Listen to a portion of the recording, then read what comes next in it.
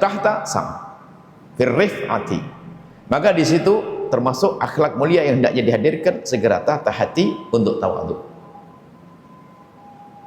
Tawadhu artinya di saat sukses berjaya tetap tawadhu, tapi ada keseimbangannya. Tawadhu itu ada caranya, bukan tawadhu palsu. Tawadhu bukan merunduk, tawadhu bukan membungkuk. Tawadhu itu pada dasarnya dari hati. Hati yang tidak sombong. Kalau hati merendahkan orang lain, biarpun gayanya membungkuk, merunduk, itu sombong. Bisa jadi seseorang itu kalau duduk tuh Masya Allah, nggak mengangkat kepala begini terus. Masya Allah, orang lihat dia tawadhu banget. Ternyata dia ngomong, semua ini Masya Allah modelnya sombong. Nggak ada orang yang tawadhu kayak saya. Loh, ngomong begitu kan sudah sombong dia. Rupanya dia bungkuk begitu, merasa dia adalah paling tawadhu. Kan kacau. Orang pada sombong semuanya, duduknya kepalanya diangkat, tidak ada yang tawadhu kayak saya. Ya ini kan jadi masalah. Sebab tawadhu bukan action. Anda boleh duduk biasa di mana saja, tapi tawadhu Anda dikasih nasihat oke. Dengar, kalau orang lebih tua kita biasa mencium tangan, tidak ragu dia memberikan. Seandainya dia tegur, mudah nerima, karena Nabi al-kibru batarul haqqi, sombong itu menolak kebenaran. Mungkin bajunya juga bagus. Jadi tawadhu itu bukan action. Action tawadhu merendahkan diri dan akan rendah nanti. Tawadhu itu sifat mulia, bukan merendahkan diri. Merendahkan diri yang menghinakan diri yang enggak. Ustadz yang Masya Allah dipersilakan duduk di tempat yang biasa. Akhirnya Pak, saya di belakang duduk di tempat sandal. Memang tawadhu begitu? Hah? Wah hebat, ustadznya duduknya di tempat sandal gitu. Bukan begitu, biasa saja tempat seperti orang lain duduk.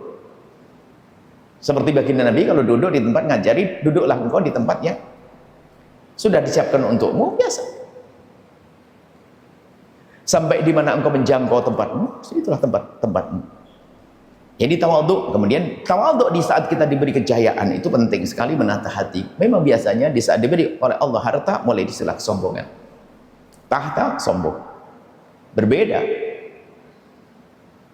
Secara hidup, gaya hidup, selera dan sebagainya berubah. Agar tapi di sini ada imbangannya, wa tajammulu fil qillati. Di saat dia sukses berjaya tampak ketawaduannya. Kalau dia pakai mobil mewah, mungkin karena kebutuhan dia, bukan karena berbangga bahwasanya aku punya mobil lebih hebat dari yang lainnya, petentang-petentang. Tidak. Rumahnya megah bagus karena dia ingin bikin nyaman dan dia ingin menikmati apa yang Allah karuniakan, yang halal boleh. Tapi bukan dalam rangka tafakhur, bangga-banggaan. Oh, beda ini. Anda boleh memberi barang bagus, akan tapi karena mungkin. Bahasanya pun kepada anak, kenapa Umi kok beli barang yang bagus?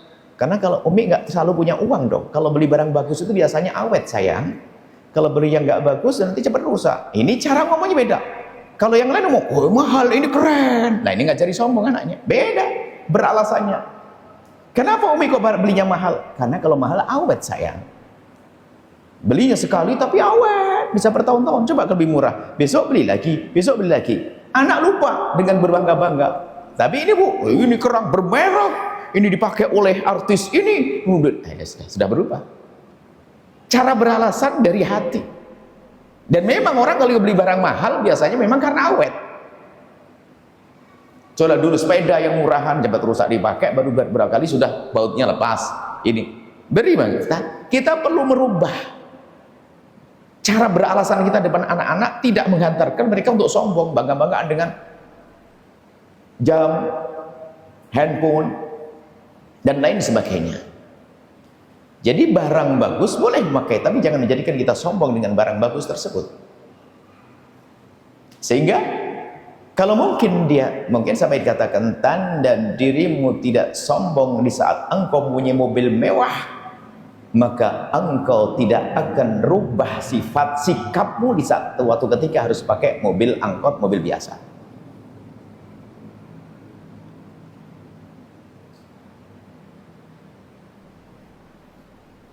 Nggak usah sepanjang perjalanan kita Allah panasnya. Nah ini action banget dia. Jadi kesombongan halus sekali. Action. Baju mahal. Tapi kalau sudah pamer merek sudah berubah. Brand. Saya pengen bagus yang branded, yang merek ini. Loh, kalau Anda ingin beli baju yang bagus, kainnya lembut, enak, sah saja. Tapi lo gaya kesombongan karena pernah dipakai oleh siar kesombongan, hati-hati. Sombongnya halus. Jadi kita perlu menghadirkan tawadhu di saat dalam kejayaan. Kalau nggak punya ya memang modelnya ya nggak punya. Yang jadi masalah sudah nggak punya action. Nggak punya sudah nggak punya dengan kefakirannya, tapi gayanya kayak orang ini. Sudah double dia, double rusaknya. Sehingga kesombongan itu tidak hanya terjadi pada orang kaya, akan tapi si miskin pun bisa saja sombong, tamaknya tinggi. Sebab kaya dan melarat itu bukan ukuran sombong atau tidak sombong. Bisa saja orang tidak punya apa-apa tapi sombongnya luar biasa. Ceritanya gede-gede, masya Allah. Baju pinjaman, baju bermerek pinjaman saja kayak miliknya sendiri kemana-mana, masya Allah. Mobil rental itu kayak milik sendiri, gayanya sudah luar kalau ketemu orang, masya Allah. Nah, itulah model-model sombong. Baik, kemudian yang kedua adalah watajammulu fil qillati. Senantiasa menjaga kerapian, keindahan dalam kekurangan sekalipun. Jadi kita tidak boleh juga menampakkan dengan sengaja tentang kekurangan kita. Bajunya dicompang-campingkan, biar tampak dia adalah tidak cinta dunia. Biasa saja. Muslim baju yang rapi, seorang muslim yang wangi, yang rapi, yang bersih. Nggak harus mahal kan, begitu. Bagus rapi, muslim rapi dong.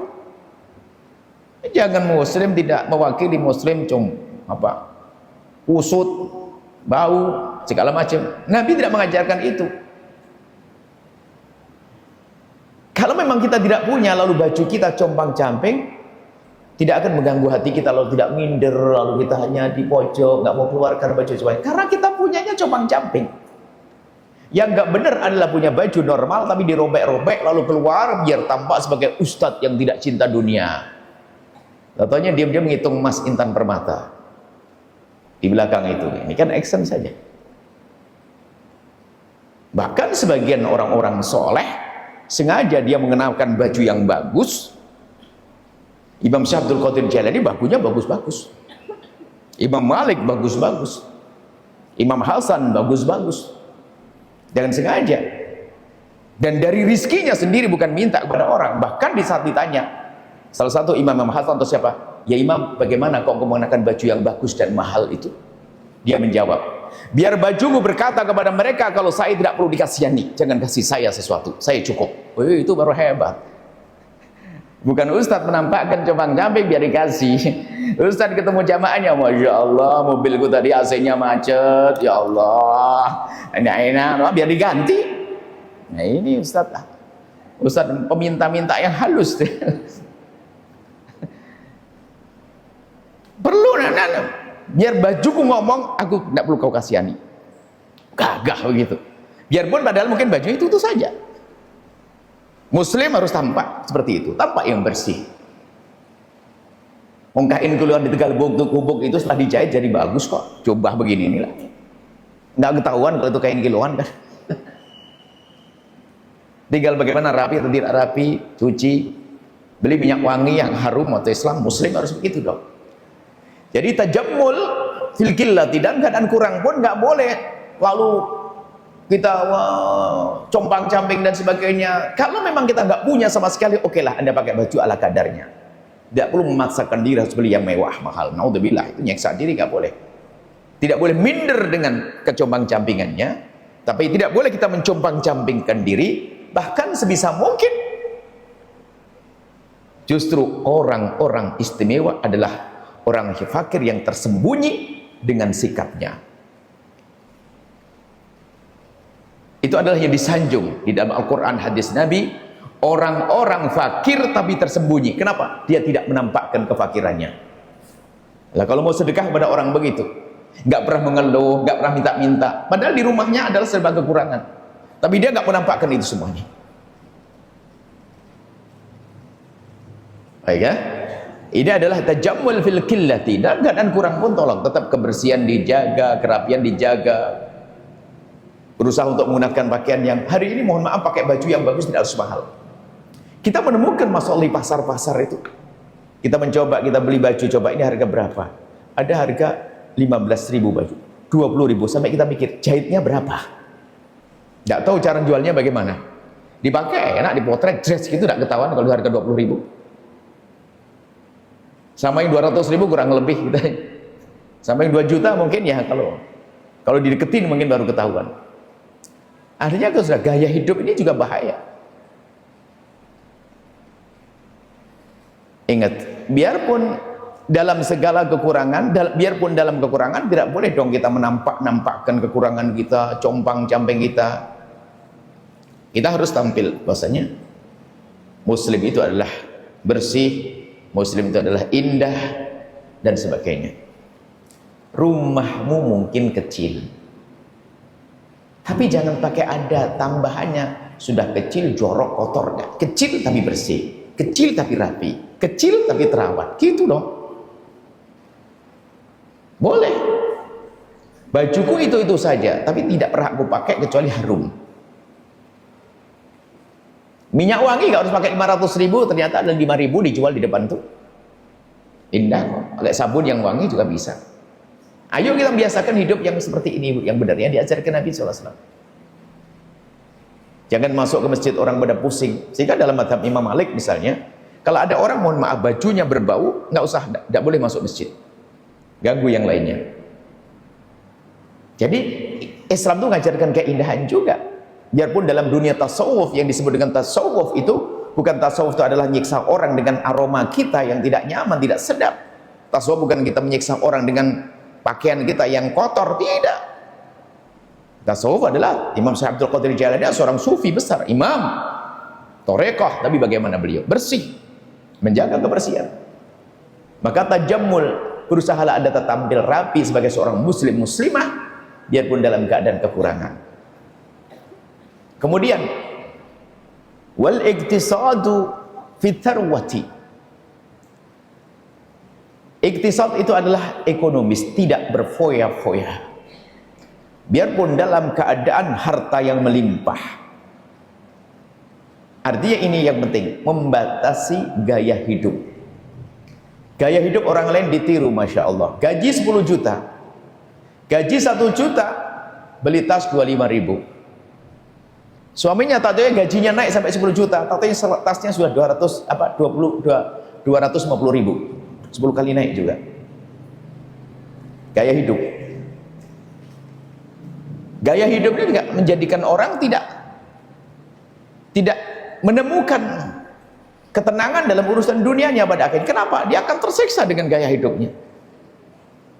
Yang semula seharusnya cukup, karena dia gitu gaya hidupnya jadi tidak cukup. Bermainnya pun semakin lebih jauh, belanja pun jadi lebih mahal. Anda boleh beri barang-barang mahal sesuai kebutuhan dan Anda mampu. Anda bisa mengukur kekuatan ekonomi Anda. Dan ada pertimbangan-pertimbangan yang matang tentang ekonomi. Bukan hanya sekedar belanja. Ada orang kan budaya konsumtif, budaya belanja. Bahkan ada sebagian kalau pergi ke pasar, ke toko itu belanja tuh gak ngerti mau pakai apa, hanya karena tertarik modelnya, tertarik warnanya, lucunya, kemudian diskon, padahal dia perlu 1, gara-gara diskon beli 3 dapat 3, beli 6 padahal perlu 1, sampai di rumah gak kepake. Kita sering dibuai-buai dengan seperti itu, padahal kita hanya butuh 1, kenapa beli 6 misalnya. Kemudian gaya hidup berfoya-foya, menyiksa diri, gaya hidup berfoya-foya, berlebihan. Nah, kalau sudah gaya hidup ini dia tersiksa lagi. Biarpun dia misalnya tambah pemasukannya, ekonomi semakin baik.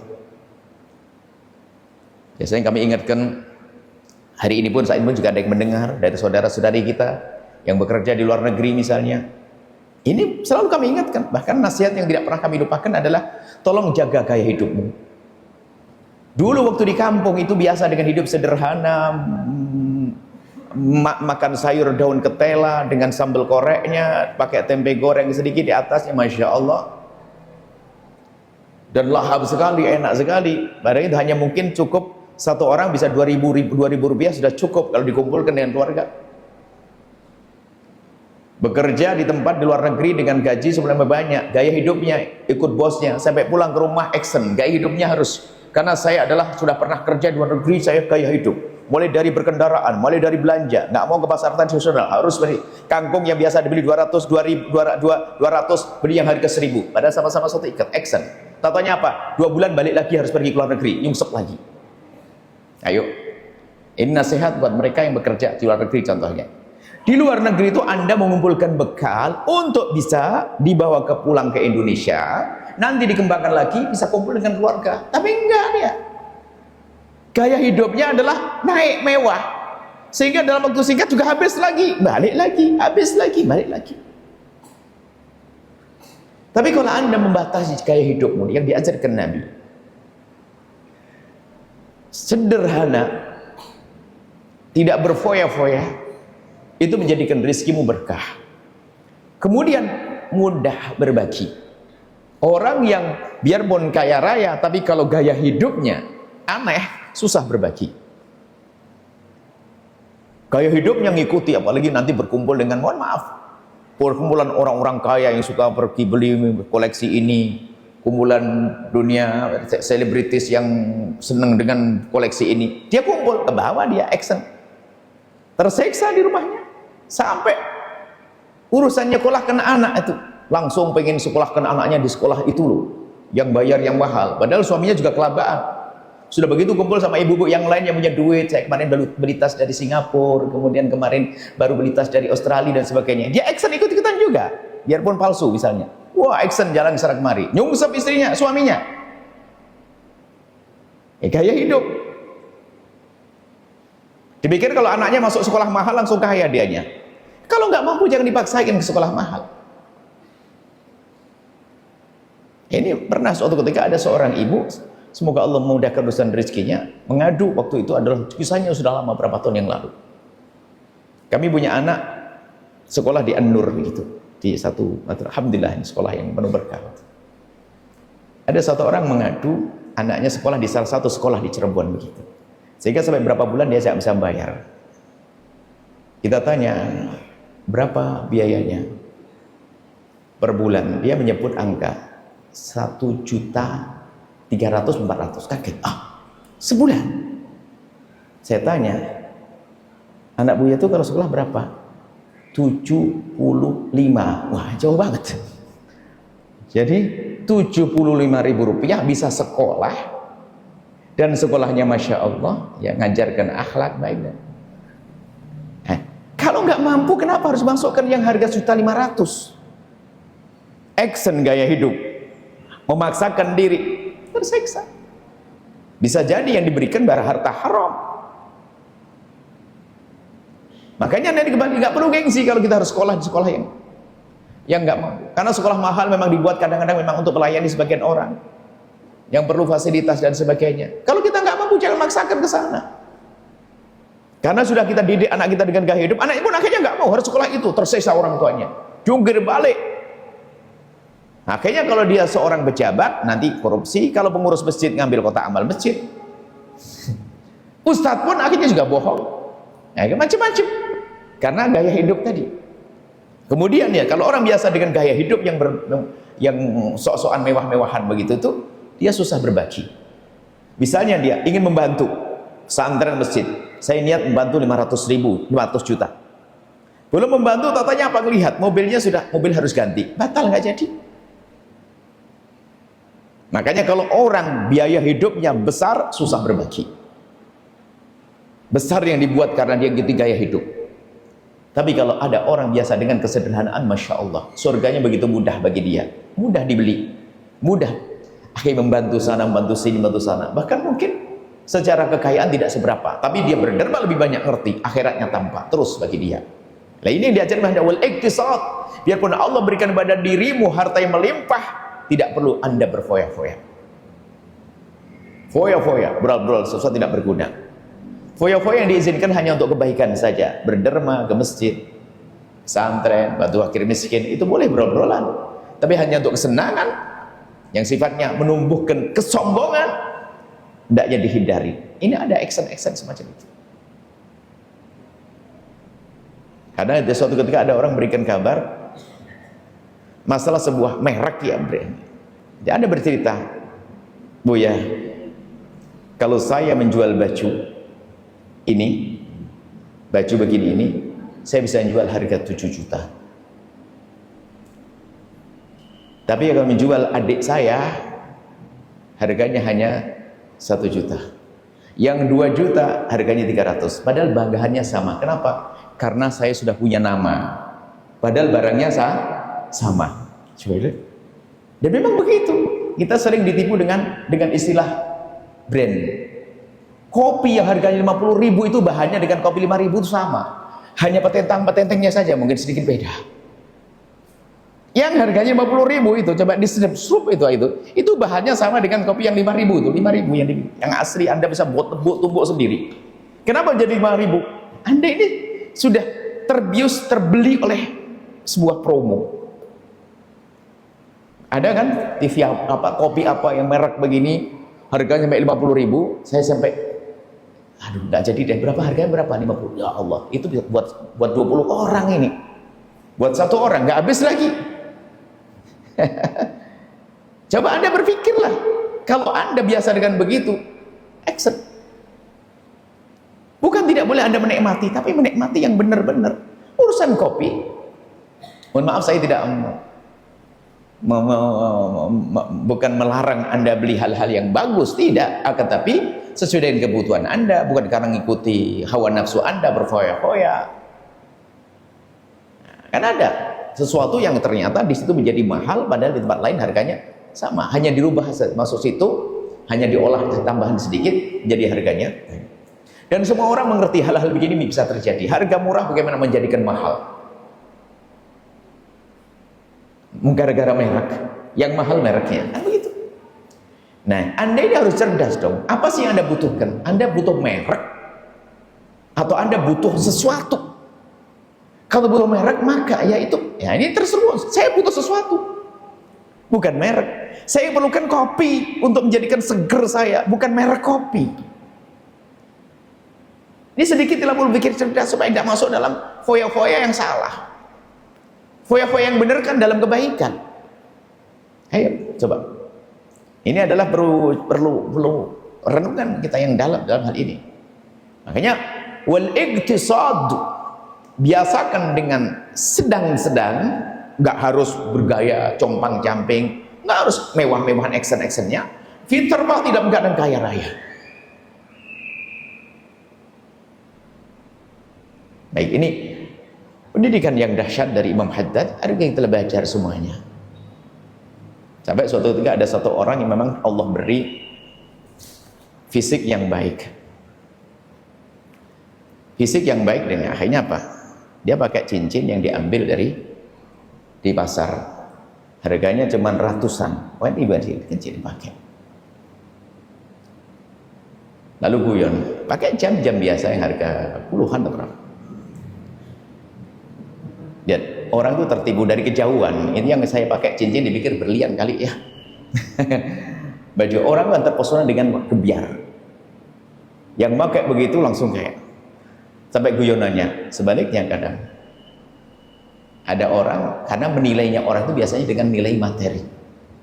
Ada sebagian orang biarpun barang yang mahal dipakai dia juga nggak tampak mahal kan begitu ya. Modelnya model begitu. Sehingga ada satu standar di dalam Islam yang dahsyat adalah akhlakul karimah. Bukan karena bajumu seperti apa, mungkin mobilmu kayak apa, akhlakul karimah. Lah, akhlakul karimah disebut Imam Haddad. Di saat kau melambung, di saat kau dalam ketinggian ilmu, harta, kekayaan, ayo tawadhu. Tapi wadhu yang tidak merendahkan dirimu, tawadhu. Di saat dirimu dalam keadaan kurang, jangan juga kau tampak hancur-hancuran, tampak nyungsep. Ayo tampil yang bagus. Kemudian dengan kegayaanmu jangan biasa dengan berfoya-foya, karena Allah tidak senang dengan tabdzir. Innal mubadzirin kanu ikhwana syaitin, temannya syaitan mubadir. Pastikan Anda belanja sesuatu yang Anda butuhkan harus ada sesuai dengan harga dan nilai, bukan karena brand, bukan karena merek. Hari ini kita sudah dibius dengan istilah merek. Dan ini diakui dalam dunia ini mengerti merek. Sama betul, baju itu kalau dijual sama orang itu jutaan di ini biasa. Dan kita mau saja, ya sudah. Ya tinggal kita nilai bodoh atau pinter gitu saja.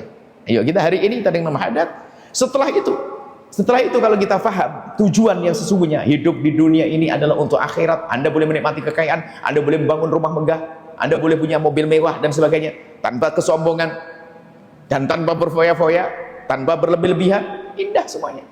Anda banyak berderma, Anda menikmati kekayaan Anda.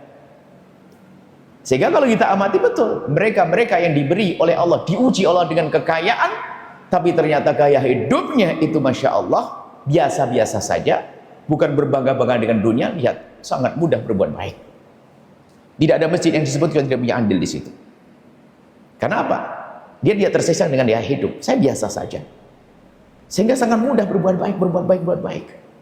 Itulah pendidikan dari baginda Nabi SAW yang oleh dicantum oleh Imam Haddad dalam hikmahnya. Kita ulang, min makarimil akhlaki at-tawadhu'u fil rif'ati wa tajammulu fil qillati wal iktisadu fi tharwati. Tawadhu', menata kembali hati agar tawadhu' di saat kita melambung, kita dalam kejayaan, dan juga di saat kita dalam ketidakbaikan dalam segala, dalam ekonomi yang lainnya juga jangan kita menampakkan kecompang-campingan kita. Ayo kita berdandan yang gagah, yang indah, yang bagus sebagai seorang muslim. Kemudian sebesar apapun, semoga Allah mudahkan urusan rezeki untuk bekal di akhirat. Tetap gaya hidupnya adalah jauhkan daripada berfoya-foya, berlebih-lebihan. Biasakan dengan kesederhanaan yang diajarkan Nabi SAW, karena kesederhanaan itu adalah al-ghanaah, kaya sebelum kaya.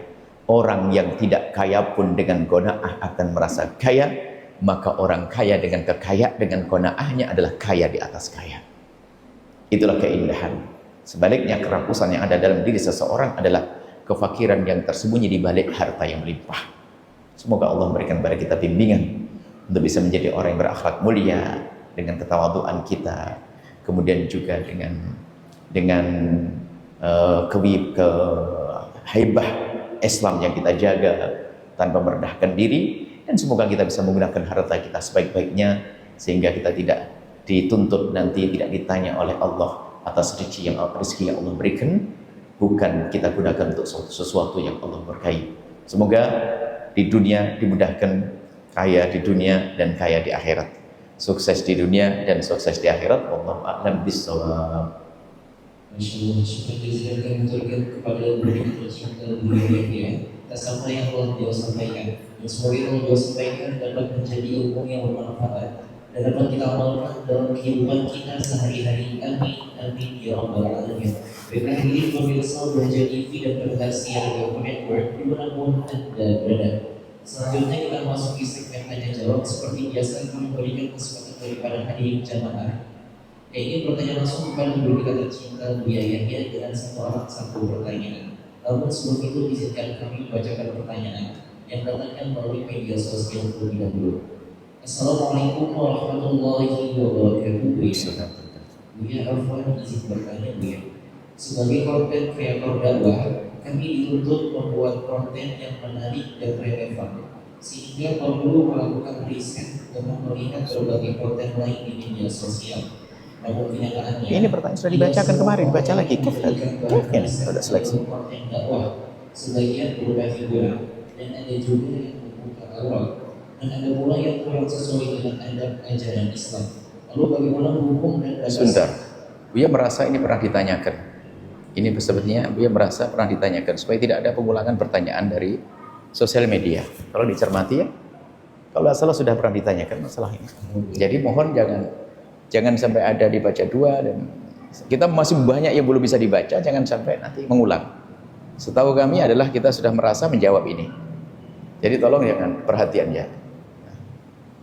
Kita masih banyak pertanyaan, kita perlu waktu yang banyak untuk menjawab pertanyaan yang banyak, supaya yang mirip-mirip pun jangan dibaca, nggak ada pengulangan-pengulangan dah. Kita pengen hal yang baru gitu. Tolong dicari, kalau banyak kan mesti. Baik, silakan. Yang lain barang. Itu seperti saya sudah merasa, dicari nanti jawabannya ada. Assalamualaikum warahmatullahi wabarakatuh. Assalamualaikum warahmatullahi wabarakatuh. Bapak izin bertanya yang saya bagaimana pandangan Islam tentang anggapan bahwa harta warisan hanya boleh atau seharusnya diberikan kepada anak yang sudah dewasa atau minimal berusia 17 tahun, sementara anak yang masih kecil dianggap belum berhak menerima warisan. Apakah dalam syariat agama Islam ada ketentuan batas usia tertentu dalam pembagian harta waris? Dan bagaimana seharusnya sikap wali dalam mengelola hak waris anak yang belum dewasa agar tetap sesuai dengan ketentuan syariat Islam dan terhindar dari kezaliman? Mohon penjelasannya Bu. Jazakumullah khairan. Wassalamualaikum warahmatullahi wabarakatuh. Waalaikumsalam warahmatullahi wabarakatuh.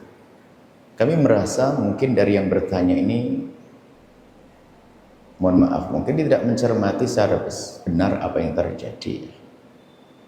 Dari pertanyaannya itu kok seolah-olah anak kecil gak dapat warisan atau apa? Mungkin mohon maaf salah dari yang dipahami penanya. Jadi ini pertanyaannya apa? Anak kecil gak dapat warisan? Gak ada. Penyerahan barangkali. Mungkin beliau yang bertanya ini mendengar dari orang, warisan tolong jangan diberikan ke anak-anak kecil. Maksudnya jangan diserahkan. Uang 200 juta dikasihkan anak umur 7 tahun terus pakai apa? Ini mungkin itu jangan salah. Menyerahkan itu beda dengan membagi. Pembagian waris biarpun di dalam kandungan, di dalam perut mendapatkan hak yang sama dengan yang sudah lahir. Nggak ada beda di dalam Islam, tolong. Hanya masalah penyerahan mungkin itu. Makanya ini pertanyaannya kayak harus detail. Kapan harta warisan haknya anak-anak kecil itu diserahkan? Itu. Anak kecil umur 7 tahun dapat harta 2 miliar, kasihkan ini duitmu 2 miliar. Bubar besok habis, dibohongin sama yang. Maka nanti ada orang yang bertanggung jawab. Sehingga dalam Al-Quran ada kapan diberikan. Yang jelas haknya anak kecil yang dalam kandungan pun ayahnya meninggal dunia, kaya raya, di dalam kandungan mendapatkan. Kalau dia laki, ya dalam mendapatkan seperti anak laki. Perempuan sebenarnya perempuan. Nggak ada beda. Cuman jangan diserahkan. Nah ini maksudnya jangan diserahkan bukan jangan dikasih. Ini kayaknya bahasa ini bahaya. Jangan dikasih. Jangan dikasih pun maksudnya sama, jangan diserahkan. Jangan dikasih bukan jangan dibagi. Beda. Jadi tetap mendapatkan bagiannya, cuman waktu menyerahkannya ditunggu. Kalau anak-anak yatim, ya nanti ada wasi yang bertanggung jawab siapa? Mungkin kalau bapaknya nggak ada, kakeknya. Atau nanti sebagian ulama mengatakan ibunya. Nah kalau ada ibu yang bisa dipercaya. Atau nanti orang lain dari pihak mahkamah, pihak negara mengatur. Ada sebuah negara yang uniknya ini adalah bukan Islam. Kami menemukan bukan negara Islam. Yang seharusnya Islam harus seperti itu. Jadi kalau anak di bawah umur, harta pewarisannya itu nggak boleh dikeluarkan, disimpan oleh negara. Baru diberikan nanti kalau sudah dewasa. Takut dihambur-hamburkan, takut diambil yang lainnya. Dan ini ada. Bukan negeri Islam loh ya. Tapi haknya anak kecil dijaga. Karena ada seorang muslim tinggal di semacam itu, kemudian ayahnya meninggal dunia. Sampai kami bertanya, hebat, bagus. Ya Buya, aman Buya. Justru anak kami yang di situ aman. Kata ibunya itu, kenapa? Nggak bisa diganggu oleh siapapun. Saya nggak boleh ngambil sebagai ibunya. Oh dahsyat. Seharusnya seperti itu. Wabtalawul yatama hatta idza balaghun nikah. Jadi kalau anak yatim, jadi setelah harta itu disimpan oleh orang yang bertanggung jawab, ini siapa? Terserah nanti yang ditentukan oleh. Kalau bang ada kakeknya, kalau ada ibunya nanti ibunya, atau nanti yang dipercaya oleh keluarga itu siapa? Menjaga harta anak. Lalu kapan diberikan fa'in anastum min rumrusta? Kalau sudah tampak dia sudah mengerti, menjalankan bertransaksi, dewasa, bisa menjaga harta, diserahkan. Harus dites dulu. Suruh jualan, suruh beli, suruh ngerti. Kalau nggak ngerti, ada orang safih, nggak ngerti, dihambur-hamburkan. Haram kita yang memberikan malahan. Menyerahkan pada anak yang belum waktunya, dihambur-hamburkan, besok jadi fakir. Dosa kita. Sebagai paman yang menjaga harta ponakan, jaga yang benar. Oh, pahala besar itu. Kalau jahat malah makan, nah, ini makan harta anak yatim. Sebagai seorang ibu jaga harta anak yatim. Haknya anak yatim sudah jelas. Cuman kalau negeri ini kan sudah bisa dipegang oleh seorang ibu, karena tidak ada penjagaan langsung dari negara barangkali. Seharusnya negara bertindak dalam hal ini Langsung kalau harta anak yatim, kalau di rekening-rekeningnya, rekening yang nggak bisa diambil, mungkin sudah ada, kita tidak tahu. Anak kecil nggak boleh diserahkan langsung, habis. Ibunya hati-hati, jangan dianggap supaya seorang ibu ternyata bisa menjaga harta anak. Masuknya yang dikembangkan banyak.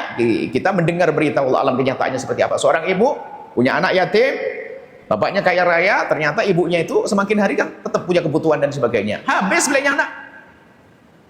Dihabiskan oleh ibunya, apalagi mungkin ibunya menikah lagi, salah pasangan dan sebagainya. Harta anak yatim habis, hancur. Ibunya menghancurkan anaknya tanpa sadar. Awas, hati-hati dengan anak yatim, jangan zalim pada anak yatim. Ibunya pun bisa zalim pada anak yatim loh ya. Ibunya sendiri. Makanya jelaskan harta anak yatim, dibagi dulu, jelaskan ini harta anak yatim. Cuma jangan serahkan.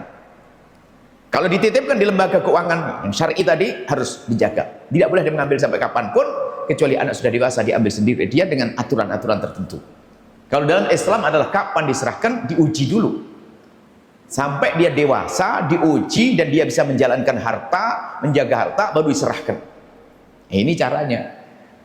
Kalau masalah apakah sudah dapat semuanya, nggak boleh. Jangankan kan sudah lahir, di dalam perut pun juga anaknya. Kayak tadi contohnya seorang laki-laki meninggal dunia, punya anak 2 lahir, yang satu masih dalam perut, yang di dalam perut nanti sama dengan yang sudah lahir. Cuma betul penyerahannya. Dan kami ingatkan kepada siapapun, tolong kalau anda ngurusi harta anak yatim, hati-hati, jangan zalim. Innama ya'kuluna fi butunihim nara, makan api neraka.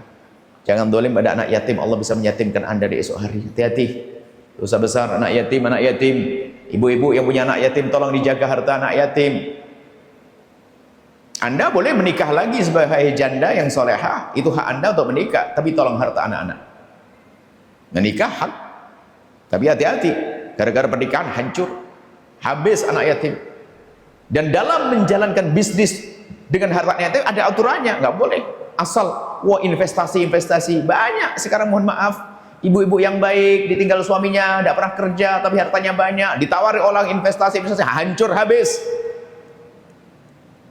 Jangan gampang, hati-hati kalau menjaga anak yatim. Nah, bagi siapapun yang merawat anak yatim itu nggak boleh kita mengambil harta anak yatim untuk kita.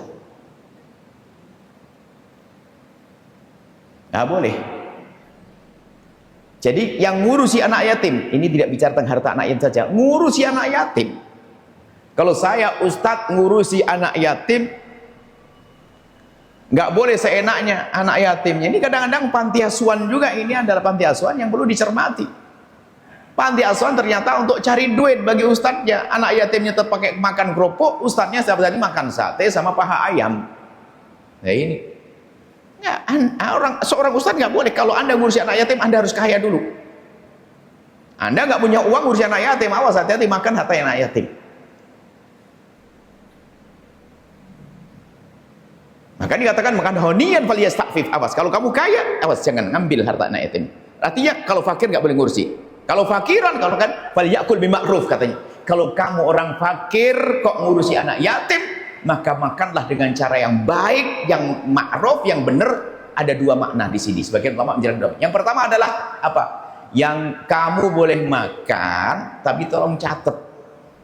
Nanti kalau kamu kaya, kamu bayar seperti utang. Bukan saya nanya lab panti asuhan untuk cari duit. Paling enak cari duit dengan panti asuhan, sebab semua orang terenyuh. Yang nggak sholat pun terenyuh dengan anak yatim. Tapi neraka buat ustadznya ini, hati-hati. Paling enak cari duit atas nama yatim. Orang terenyuh semuanya. Tapi ada. Duitnya dimakan oleh ustadznya. Wah ini pakai kopi yang putih, neraka paling dalam. Yang kedua adalah boleh makan tapi sama ma'ruf, sama umumnya makannya gimana? Ya sama kayak anak yatim di panti asuhan. Dia makan kerupuk, saya kerupuk. Jangan dia kerupuk, saya paha ayam. Hati-hati yang ngurusnya. Saya ingat masalah yatim ini. Dan tolong setelah itu, dan anak yatim jangan diyatim-yatimkan, kasihan dia. Jangan di mana-mana yatim itu, anak yatim dulu bapaknya tabrakan, sudah lupa diingat-ingat lagi, anak yatim diyatim-yatimkan. Kalau ada yang jadi ayahnya, jadikanlah Anda, rawat dia. Jangan yatim-yatimkan anak yatim. Nah, kemudian kembali pada tadi, masya Allah, ini masalah yatim. Kita banyak keluhan-keluhan. Ibu yang soleha, anakmu, harta anakmu segera diberi, segera pembagiannya dipastikan. Dan setelah itu dijaga. Jangan dihambur-hamburkan. Jangan minta apapun dituruti, lalu habis hartanya, enggak. Harus Anda jaga. Itu saja. Kapan diberikan?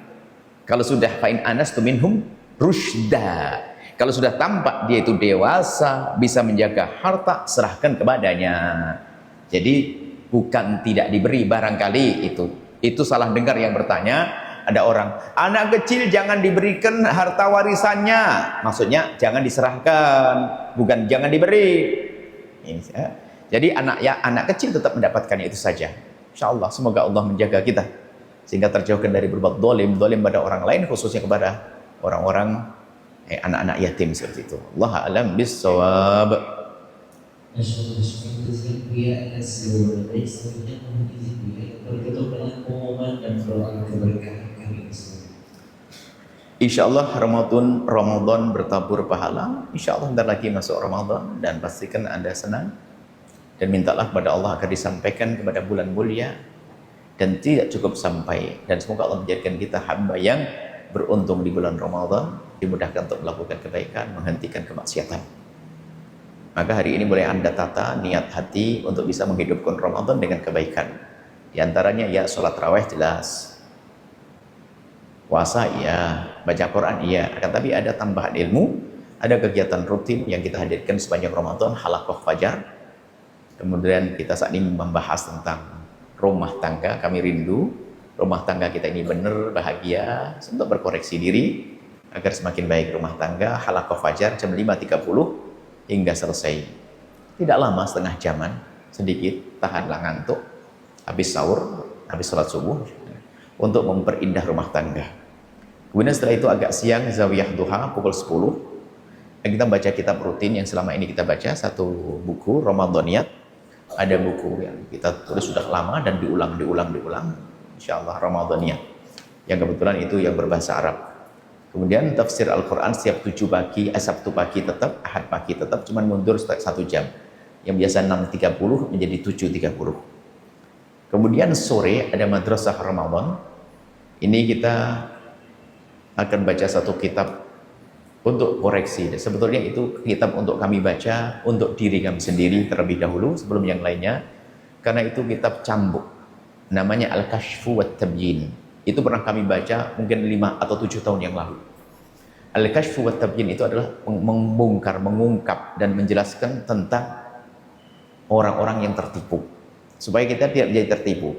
Tertipu kelas tinggi ternyata kelas ulama nanti di situ. Jadi banyak ulama tertipu. Makanya kami melihat buku ini senang banget ini. Kayaknya betul-betul mengingatkan kita. Nanti ada tertipu kelas ahli ibadah, tertipu kelas pedagang, tertipu kelas semuanya. Al-Kashfu wa Tabyin karang Imam Ghazali. Kemudian di mukaddimahnya akan kami hadirkan sedikit tentang fikih zakat. Semoga kita menjadi ahli zakat. Amin. Semoga kita nggak pernah terima zakat deh, kita memberi zakat. Ini buku-bukunya Al-Kashfu wa Tabyin. Kemudian ini Ramadaniyat, ini yang kami hadirkan, salah satu buku kami yang berbahasa Arab ini. Kemudian ini buku-buku kecil. Pendidikan anak ada. Kita bagaimana mendidik anak, harus kesadaran mendidik anak itu penting. Sholat Jumat, ya semuanya sudah pakai cincin, gimana menyempurnakan, sudah pakai cincin nggak disempurnakan. Ini tidak tahu dihadirkan dari makalah kecil kita, dikeluarkan dalam bentuk seperti ini. Nanti akan kita baca lebih detail lagi.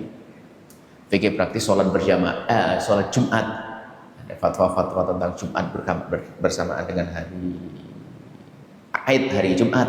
Nanti ada insya Allah. Setiap jam 16, 4 sore sampai menjelang buka. Untuk membeli bukunya yang dari tempat yang berjauhan, Anda bisa mengikuti dari media. Dan kami himbau sebisa mungkin Anda sedikit bedalah belajarnya. Pakai buku itu penting, ada keberkahan. Sambil konsennya juga lebih besar. Buku bisa dibeli, apapun Anda bisa beli di mana saja ada kok. Pemesanan melalui 0 karena ini yang pesan, atau mungkin di tempat lain ya, 0821 2781 2592, karena untuk bisa mengikuti.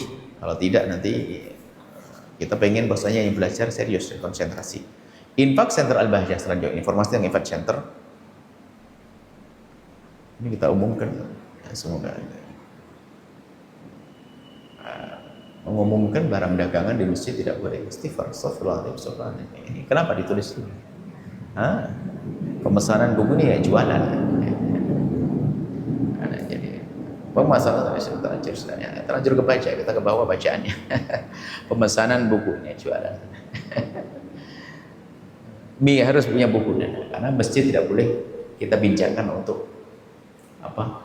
Jualan, jual beli, promo jualan, promo umrohnya nggak jalan, promo dagangnya jalan. Karena didoakan Nabi nggak beruntung kalau orang ngumumkan dagangannya di masjid. Semoga tidak beruntung kata Nabi, karena masjid bukan untuk itu. Jangan ditulis di sini, nanti aja. Kemudian infak center Al-Bahjah mengikat hati supaya semuanya tidak jauh, tidak hanya hadir di majelis seperti ini, tapi lebih erat lagi, lebih dekat lagi. Anda bergabung untuk menjadi keluarga besar, lebih erat lagi, berderma, biarpun mohon maaf hanya Rp1.000 per bulan, yang penting Anda ingat dengan Al-Bahjah, dengan dakwah, sebulan sekali, seminggu sekali, sesering mungkin. Salurkan rezeki Anda langsung ke BSI nomor rekening 72004292. Mudah dihafal ya, 72004292. Atas nama Yayasan Al-Bahjah pada Bank 451, atau ke Bank CIMB Niaga Syariah nomor rekening 862222208300 atas nama Les Al-Bahjah pada Bank 022. Informasi konfirmasi 0813 1838 3656. Satu lagi pengumuman tentang pesantren Al-Bahjah yang kelas Tafaqquh Fiddin. Tafaqquh Fiddin adalah lebih menekankan ke syariah. Jadi kita ada pendidikan formal yang di dalamnya ada pendidikan agama, yaitu SD, SMP, SMA. Isu ada penghafal Quran dan syariat SD, SMP, SMA. Ini program sendiri dan manajemen sendiri, siswanya sendiri. Kita ada program namanya kelas Tafaqquh Fiddin, pesantren syariahnya.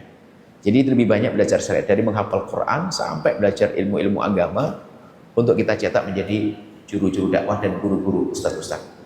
Dan ini yang kita umumkan hari ini adalah yang kelas Tafaqquh. Kalau dulu namanya pondok salaf begitu. Dimulai dari tahfidz anak-anak umur 10 sampai 13 tahun. Dan kami himbau memang anak kecil lebih kita himbau untuk menghafal dulu deh sebelum belajar hal haram.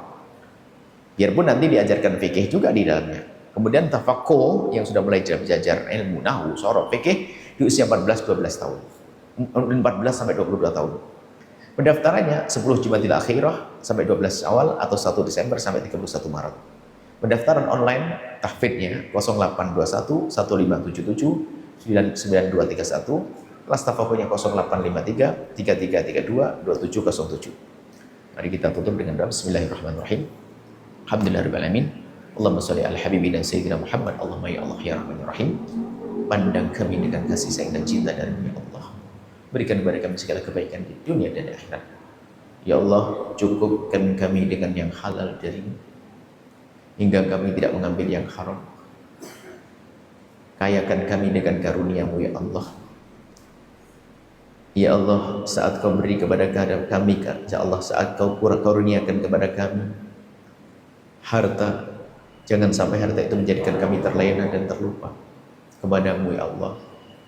Saat Kau berikan kepada kami tahta, jangan sampai kami tergelincir, terpleset karena tahta. Kami ingin ya Allah, apapun yang Kau berikan kepada kami, sebab kami berjaya, sebab kami sukses, sebab kami mulia.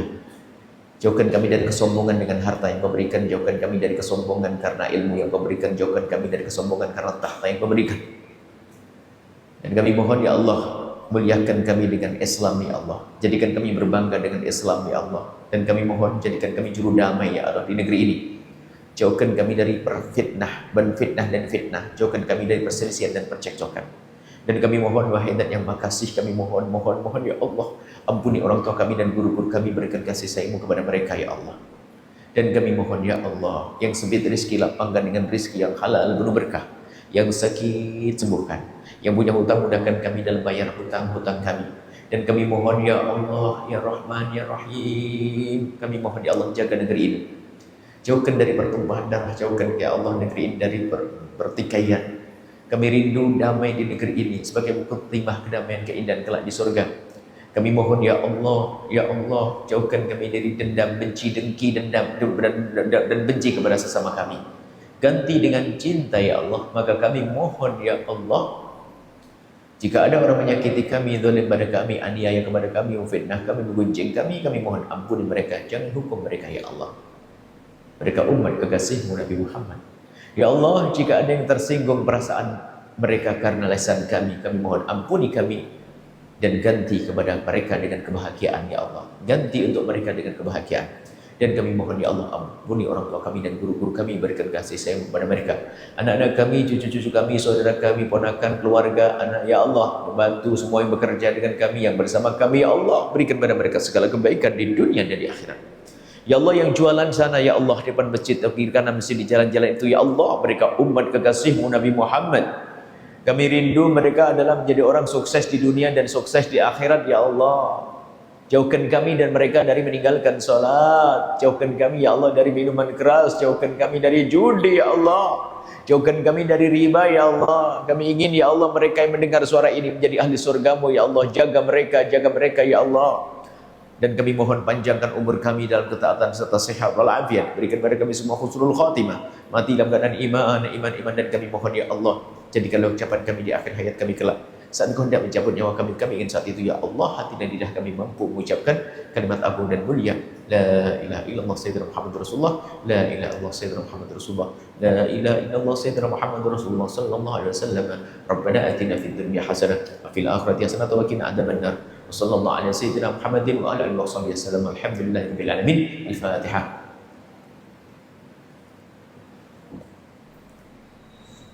Terima kasih, mohon maaf dan mohon doa selalu. Wabillahi taufiq hidayah. Assalamualaikum warahmatullahi wabarakatuh.